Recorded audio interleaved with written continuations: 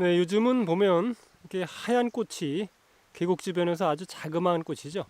자그마한 이런 꽃들을 이렇게 산연꽃 차례로 피우는 이런 식물을 아마 흔히 보실 수 있을 겁니다. 이 식물은 전어인데요. 전어의 꽃이 요즘에 한창 활짝 피고 있습니다. 어디서나 계곡 근처에서 보면 하얀 꽃을 소복히 피우는 이런 꽃들을 보실 수 있을 건데요. 이것이 바로 전어의 꽃이고요. 지금 한 키가 전어가 한 1m 이상 자랐습니다. 지금 이제 보시면 아시겠지만 이 광대수염이라는 이름은 이 꽃 아래쪽에 보면 이렇게 가시 같기도 하지만 광대 수염처럼 보였다 그래서 이 이름이 이제 광대수염이라는 이름이 붙은 거고요. 이렇게 보시면은 잎이 마주나 있고요. 두 장이 마주난 잎 위쪽에 줄기를 따라서 꽃이 이렇게 돌려서 피고요. 둥그렇게 피고 있습니다. 꼭두선이도 이제 한 1m 정도 이제 자랐는데요. 이 꼭두선이는 갈퀴 꼭두선이로 보입니다. 꼭두선이가 지금 보면은 잎이 이런 모양을 하고 있어요. 이것이 이제 아래쪽에는 한 8장 이상 돌려나 있고요. 위로 올라오면서 이렇게 잎이 줄기에서 마디 부분에서 이렇게 여긴 6장이 돌려나 있고요. 여기 지금 줄기와 잎자루가 지금 갈라지는 이 부분에 보면은 이렇게 지금 꽃대가 살짝 자그마하게 올라오고 있습니다. 갈퀴 꼭두선이고요. 약간 가실가실합니다. 이 줄기 자체가 좀 더 억세지면은 이제 피부에 닿으면은 피부에 상처를 낼 수 있는 그런 식물입니다. 갈퀴 꼭두선입니다. 계곡의 위쪽 바위입니다. 바위 위에 지금 요 틈바구니에서 이런 식물이 자라는데요. 잎이 아주 가늘고 줄기도 그렇게 억세 보이지 않은데요. 이 식물은 그 천문동과 비슷하게 생겼습니다.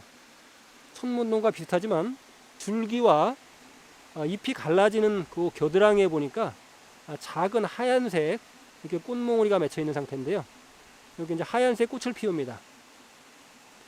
천문동과 약성도 비슷하고 지상부는 생김새가 거의 흡사합니다. 이 식물은 빗자루라는 식물인데요. 이 빗자루는 천문동과 다른 점은 천문동은 약간 그 고구마처럼 덩이뿌리입니다. 길쭉길쭉한 이런 덩이뿌리를 가지고 있는데요. 그에 비해서 이 빗자루는 실뿌리입니다. 가는 실뿌리를 하고 있습니다. 그래서 이것이 바로 이것이 이제 빗자루의 뿌리인데요. 이렇게 생겼습니다. 빗자루의 뿌리는. 하지만 천문동은 길쭉길쭉하면서도 통통한 덩이뿌리로 되어 있습니다. 그것이 다르고요. 하늘의 문을 열어주는 이런 약초라는 뜻인데요. 천문동을 먹게 되면 몸이 가벼워지고 정신이 맑아져서 하늘에 올라갈 수 있는 신선이 될 수 있다. 이런 약초가 바로 천문동인데요. 이 빗자루도 약효는 천문동과 흡사하다고 합니다. 천문동과 상부는 아주 비슷하게 생긴 빗자루고요.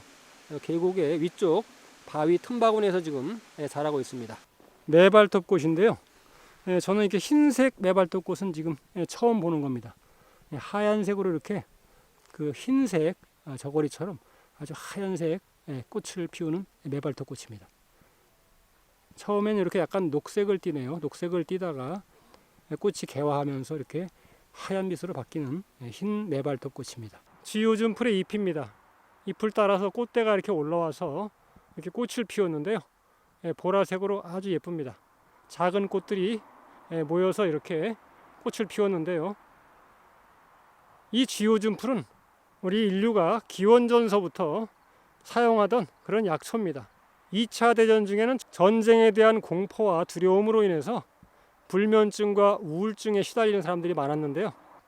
이 지오줌풀이 사람의 신경을 안정시켜주고 진정시켜서 잠을 편안하게 잘 수 있게 해주고 불안함과 우울함을 달래주는 그러한 식물이자 약초입니다.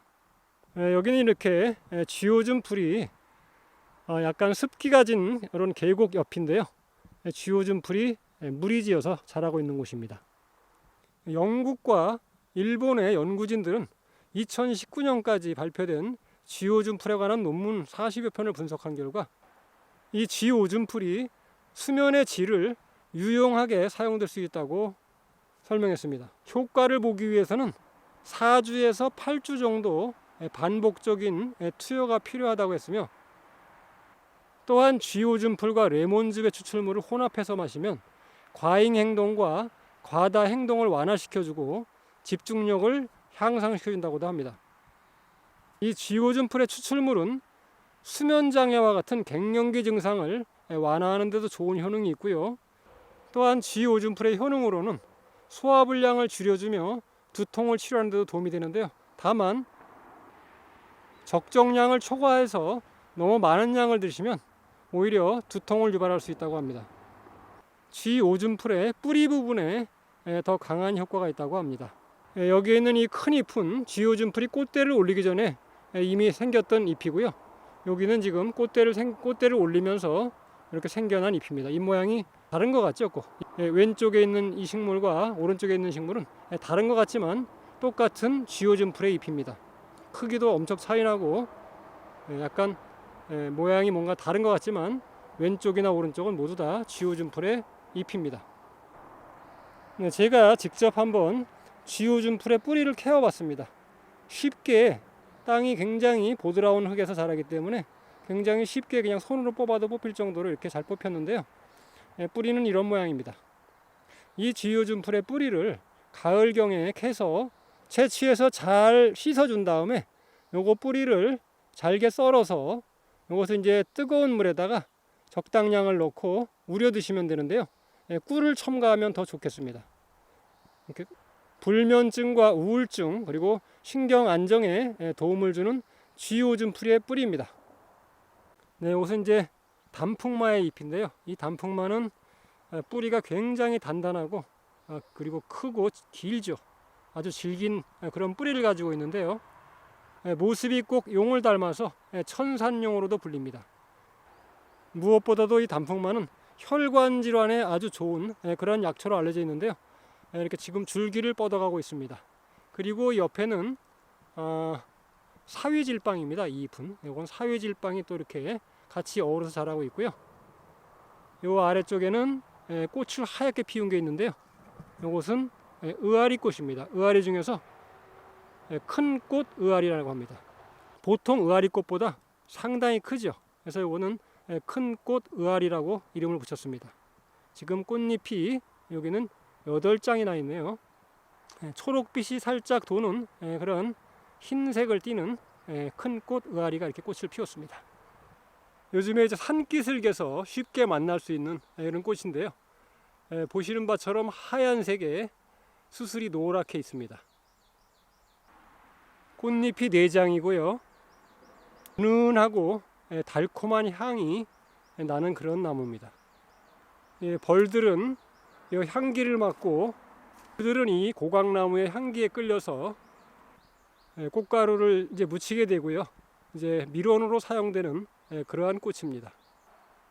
고강나무의 잎인데요. 잎이 이렇게 가지에서 마주납니다. 그리고 꽃은 이 가지와 잎 사이에서 이렇게 꽃이 나옵니다. 이 고강나무의 어린 가지는 솜털이 하얗게 많습니다. 이제 묵은 가지에는 털이 없는데 어린 가지에는 이렇게 털이 많이 나 있습니다. 꽃을 보면 느끼시겠지만 이 고강나무의 꽃은 정말 티 없이 맑고 깨끗한 그런 느낌이 듭니다. 어느 식물학자가 말씀하시기를 요즘처럼 혼탁한 세상에 기본적인 질서가 무너져버린 세상을 살아가는 데는 현대인에게 이 고강나무 꽃이 꼭 필요한 꽃이라고 말씀하신 분이 있었습니다. 그만큼 깨끗하고 정갈한 꽃이란 뜻이겠죠. 제가 지금 이렇게 말을 하는 도중에 숨을 쉴 때마다 이 고강나무의 은은하고 그윽한 향기가 코를 찌릅니다. 아주 품위가 있는 그런 향기입니다. 이 고강나무는 우리나라 전국에 고르게 분포하는 그런 나무고요. 이것이 고강나무의 묵은 가지고요. 이것은 이제 새로 올라오는 가지입니다. 이 고강나무의 어린 순은 나물로 드시는데요. 일명 오이 냄새가 난다 해서 오이순 나물로 불립니다. 제가 한번 이걸 잘라서 냄새를 한번 맡아보겠습니다. 정말 오이 냄새와 똑같습니다. 이 고강나무의 어린 순을 잘라서 코에 갖다 대면은 오이를 잘랐을 때 냄새와 똑같은 냄새가 납니다. 그래서 오이순 나무라고 하는 고각나무의 어린 순입니다. 산매화로도 불리는 고각나무의 꽃이 아주 밝게 환하게 웃고 있습니다. 고각나무의 꽃을 말려서 꽃차로 이용하면 좋은데요. 신경계통의 강장제로도 사용되고요. 이뇨제로도 이 고각나무의 꽃을 사용합니다. 고귀하게 하얀 고각나무 옆에 이렇게 백당나무가 꽃을 피울 준비를 하고 있네요. 백당나무가 꽃을 피우려고 이렇게 꽃몽우리를 형성하고 있습니다. 야, 산을 내려오면서 지금 여기는 바위가 굉장히 평평하면서 아주 잔잔한데요. 물이 세차게 흘러갑니다. 위에는 나무 그늘이 져 있고요. 아래에서 이렇게 쉬기에 아주 좋은 곳입니다. 노루기입니다. 노루기가 이제 꽃이 다 지고 지금은 이제 잎만 있는 상태죠. 이렇게 지금 절벽에 바위가 있는데요. 바위 위에서 노루기가 아주 귀여운 모습이죠. 근처에 많이 자라고 있네요. 여기는 계곡의 비탈진 경사면 바로 옆인데요. 애기나리가 이렇게 군락을 이뤘습니다. 무리를 지어서 꽃을 피웠는데요. 꽃이 굉장히 작고 수수한 꽃입니다. 이런 꽃을 피우고 있는 애기나리고요. 잎은 우리가 아는 둥글레와 비슷합니다. 둥글레와 비슷한데 위쪽이 가지를 뻗어요. 둥글레는 한 몸통으로 자라지만 이 애기나리는 올라오면서부터 가지를 치고 또 위에 가서 또 가지를 치고 이런 식으로 가지를 쳐서 올라옵니다. 애기나리입니다. 은난초입니다.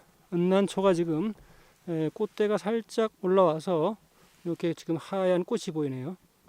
은난초. 요거는 아마 지난해에 자랐던 이제 그 싹대가 여기 이제 씨앗을 맺었네요. 씨방은 이렇게 마른 채로 그대로 있습니다.